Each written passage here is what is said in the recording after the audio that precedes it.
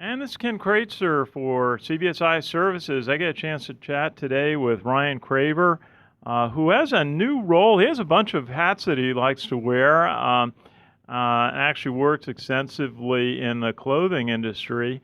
But now he is the president and CEO of TrimFit, which is an active clothing line manufacturer merchant. So, Ryan, good to see you, and tell us a little bit about TrimFit. Good to see you as well. So TrimFit's a children's wear brand since 1921, headquartered here in New York City, part of the L'Amour Group, and we are sold nationally in Kohl's, Macy's, Costco Canada, Stage stores, and we have a very large presence on Amazon. That's great. Well, you've had a busy year, and it is that time of year. It's a warm day in midsummer in New York City, but it is very close to the very busy fall sales season, which is beginning with certainly back to school is going on right now. We're starting to see a lot of messaging and promotions. What is important for retailers to follow and to think about as they're trying to stay in front of their customers to promote back to school sales opportunities? I think, most importantly, the idea is to be where the voices are being heard. We talk about putting ourselves in circulars. Yes, circulars are a big, big way to get your voice out and be heard as to what you're actually selling. Beyond that, a lot of the retailers are doing a great job of marketing themselves online, so you need to be a part of that conversation. And the biggest returning mechanism or vehicle for that is email. So you need to be in the emails. You need to be highly personalized if possible, and you need to be earlier. They're starting a lot of the selling and the sales promotions and cadence a lot earlier than they used to in the past. Absolutely, and not too far off. We always see that almost every company has a meeting over the summertime, maybe in July. We used to back in my banking days. Now, what else can we do to attract sales, attract revenue over the balance of the year? What short-term actions can be taken? And really, with the ability of messaging on the internet, on mobile phones, it's easier to make messaging, to get messages out on shorter notice than maybe when it was more messaging was more broadcast oriented. What are some of the things that you're talking to your clients that are out in retail, some of the things that you're hearing about how to message and stay in front of customers as they start to talk about fourth quarter and holiday sales? So again, I think fourth quarter holiday sales, they're going to start a lot earlier than we're used to. Last year you saw a bit of that, but most importantly, again, it goes back to where all the voices are being heard. One of the stats that I've shared recently is that Facebook time spent by the average user, such as ourselves, across all demographics is higher than that of Google. And when you start to think about that, you need to think about ways in which you're going to market to customers utilizing sites like Facebook, like anything within Instagram. It's not just Facebook specifically, but it can be anything affiliated with Facebook, whether Instagram, WhatsApp, etc. And if you're not a part of those, you're not going to be heard, and you're not going to be nearly as relevant to those customers that do spend all that time on those channels. Absolutely, and we were kind of talking before about the different types of retailers today between online, kind of those that are in the big boxes and the shopping malls, but then also the storefronts and also the ones that are retailers in suburban towns, neighborhoods around the country. What are some of the ways that you're suggesting or hearing that some of the different retail distribution segments can be maintain visibility during the busy holiday sales season?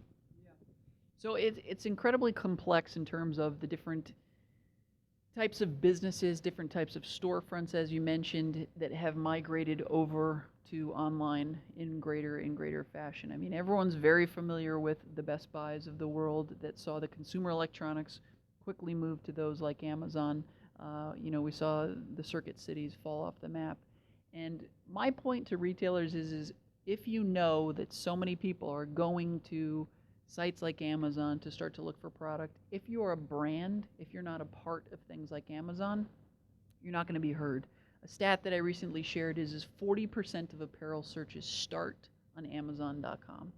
That's incredible. And again, if you're a brand like TrimFit, the showroom that we're currently sitting in, if we're not playing a role on Amazon, we're never going to be heard, we're never going to sell, and we're not going to be successful in these key selling periods.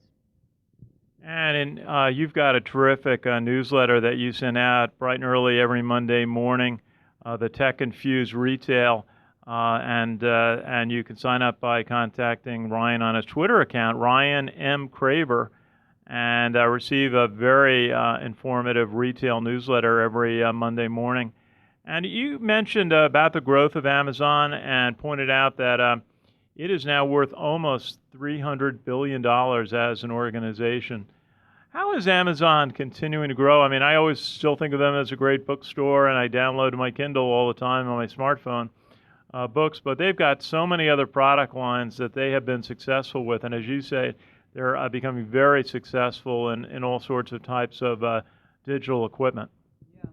So if you look at Amazon, you're right. The market cap now exceeds that of Walmart, which is pretty amazing. Now, they're not like-for-like businesses, but what you saw in this latest quarter, where their revenues were up 20%, is you saw their cloud services business doing tremendously. I think it was up 81%. Beyond that, you've got statistics like Amazon will sell more clothing than Macy's, who's across the street here, annually, which is an amazing statistic.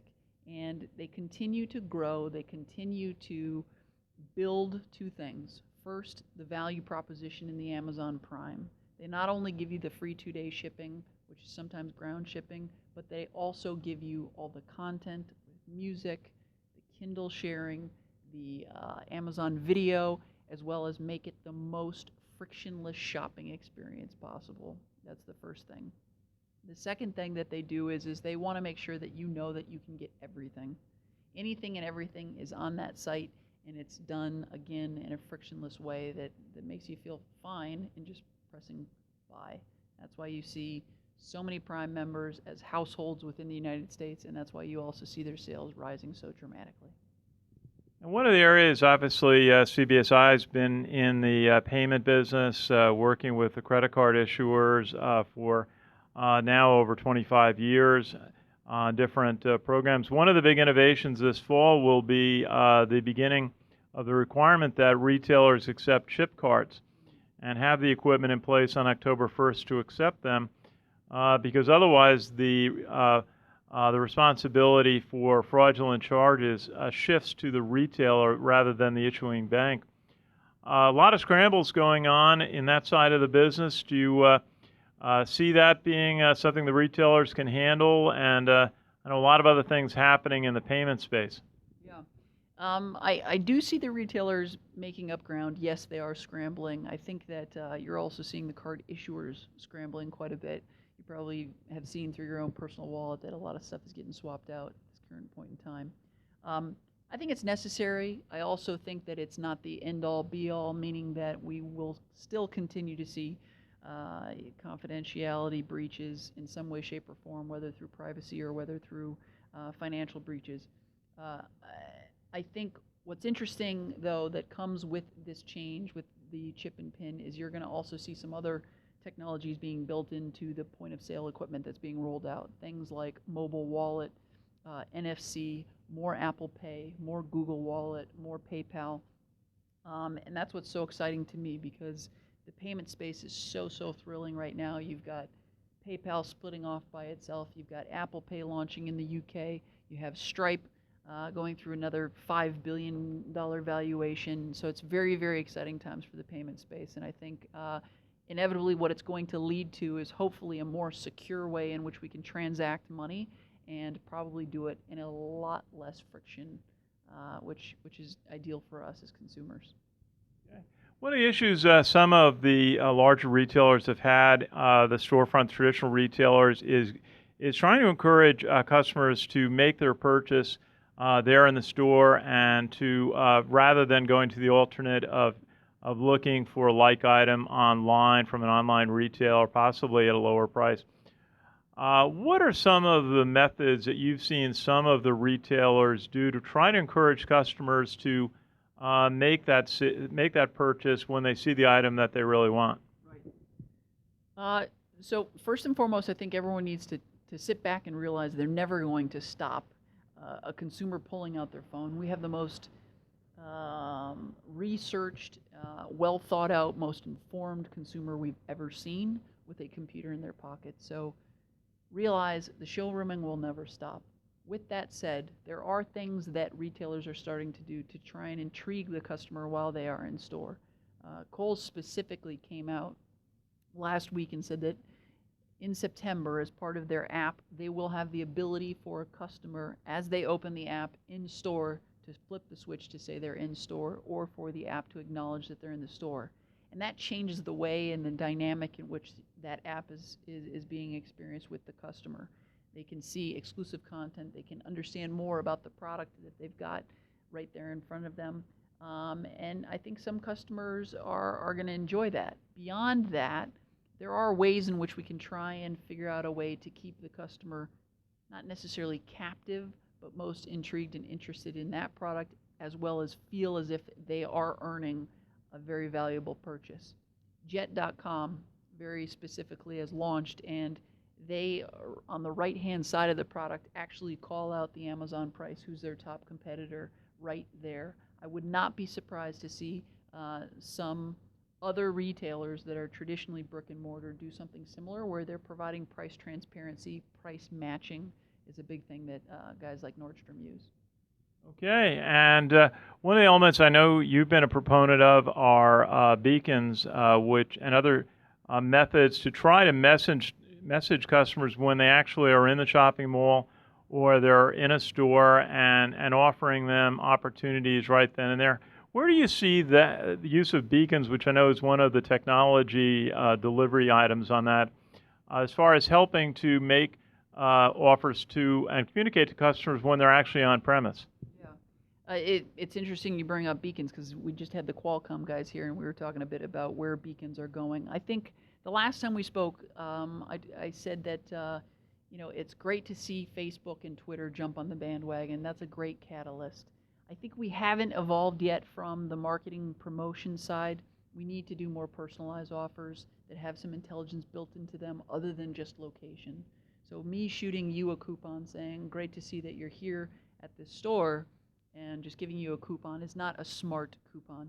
It's kind of a dumb coupon. And so we need to maybe incent you in some other way, say, hey, we know that your wife wants this. Maybe we can give you some type of coupon that's a bit more structured. That's one. The second thing is that eventually the platforms need to be a lot easier for customers to interact with them. So they need to be part of other apps that are on phones, and then we'll start to see people get a little bit more excited, do stuff outside of marketing, and not necessarily feel bad when they're downloading an app that knows their location. Okay, and we're talking with Ryan M. Craver, who has added the title of President and CEO of TrimFit since we talked last. And Ryan, I know you've got a conference you're going to be speaking at in Las Vegas coming up next month. Where are some of the areas that you're going to be speaking, and what are some of the topics that you'll be addressing with the audiences? Yeah, next month in August, I'll be in Chicago at the Sofitel for Connect Mobile, which is a fantastic event. Unfortunately, I didn't get to speak at it last year, but it's a fantastic event where my presentation will, I think it's called From Table Stakes to Moonshots, and essentially all things mobile. So who's doing a great job in mobile today, brass tacks, and then who is doing some great things or talking about some great things that will happen in mobile.